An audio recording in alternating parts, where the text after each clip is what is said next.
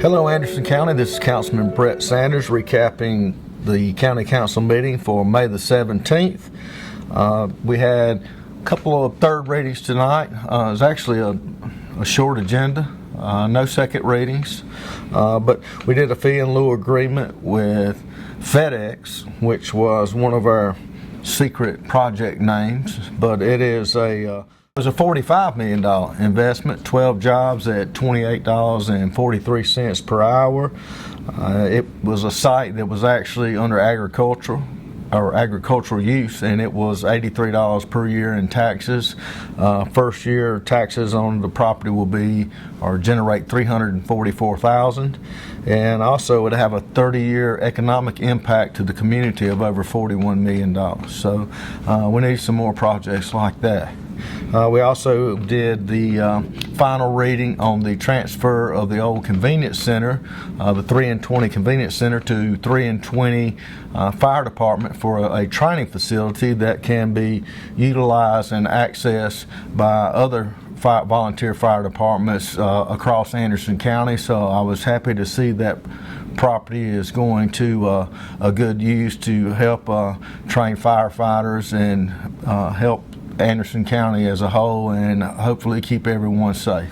We had 0 second readings tonight. We had several first readings. One was to prohibit, we had some heavy duty or tractor trailers on Massey Road up going towards the Powdersville area, and that was, we sent roads and bridges out, they looked, and I think 2% was something needs to be done, and that road was actually scored like 8 or 9%. So they closed that road through two tractor trailers. It's actually just a little cut through. They're taking the shortcut, and excuse me, Matt Hoagland Roads and Bridges, they'll reach out to Google Earth, and that way, like a lot of these truck drivers, you know, you got shortest route on your GPS, and it will actually take them that direction. So that will help relieve some of the stress on the little narrow road, and actually increase safety in that area. And plus the GPS will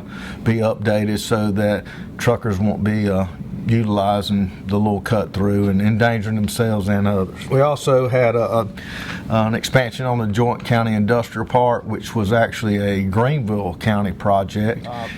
We have a reciprocal relationship with Greenville, and that part, the industrial park allows a business or corporation to take advantage of state, local, and maybe any federal incentives that's out there, and plus the county will get 1% of the tax revenue generated from Greenville, and as we join in Greenville's, they participate 1% with our projects as well. And finally, we had an ordinance that we actually passed, the ordinance for the time frame when a project's turned down at the building codes or planning and development. If the project's turned down and no major changes have been done to that project, they have to have changes done to it.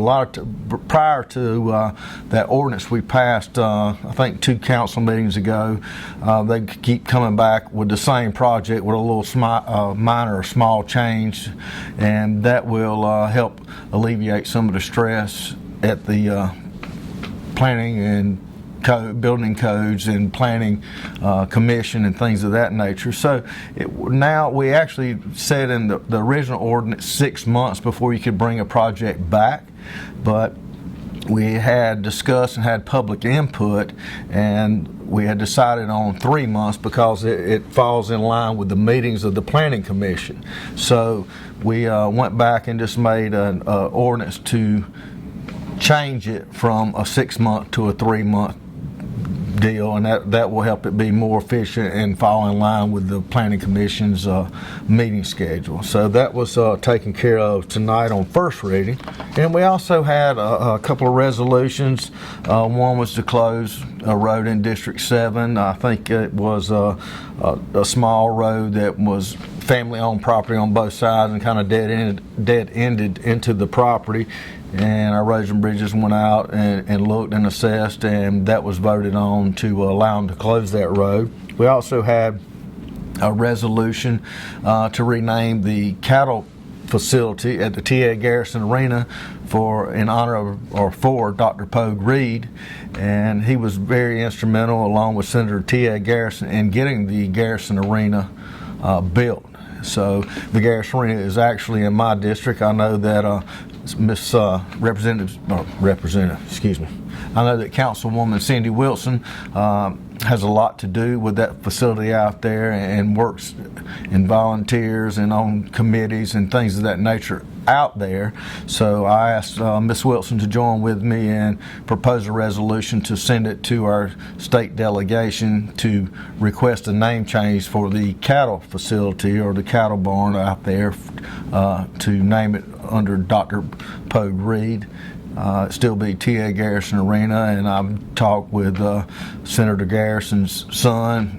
He had reached out to me about that as well, so I'm excited to see that we've got that to send down to the state. I think that we'll have their support as well in getting it named after someone who actually had a big hand in getting the facility built, and it was a big supporter of it, and a big part of the community up in, well, actually a big part of Anderson County in the equine and cattle veterinary services. So I think that will be good, and I think Dr. Poag Reid will appreciate it. And I know a lot of the people that support him and thank him for what he's done for the Poag Garrison Arena will support it and be happy as well. And also we had one small paving project that was in District 2, which is Councilman Glenn Davis's district, and it was a project that, I hate to say fell through the cracks, but a project in the past that there was promises made. It's like a hill and just a gravel road, and the gravel kept washing off, so it was presented before council to go ahead and get it re-gravelled and lay some asphalt on it to, instead of just keep going back out and putting gravel on it every time you have a bad storm. So I think Councilman Glenn Davis is happy about that, and I think he's works hard for his constituents, and I'm glad to see that council supported him in that.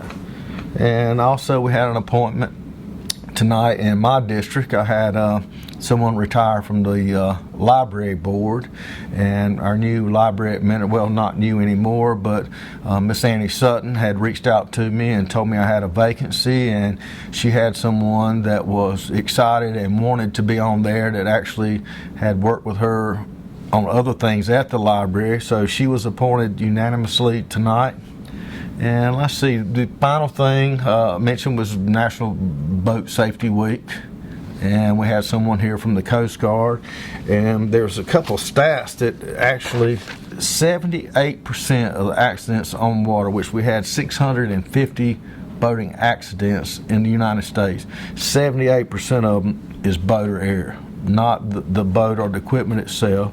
And keeping a life vest and paying attention to what you're doing, the life vest in those situations and accidents saves a person's life 86% of the time. They would have been with a life vest on, there would have been a life saved. So as boating season is here right now, just ask everyone to be safe and enjoy the water, enjoy your friends and family, and do it safely. So, and that pretty much sums up our meeting for tonight, and I appreciate everyone, appreciate people in District 4, and look forward to talking with you again soon. Thanks.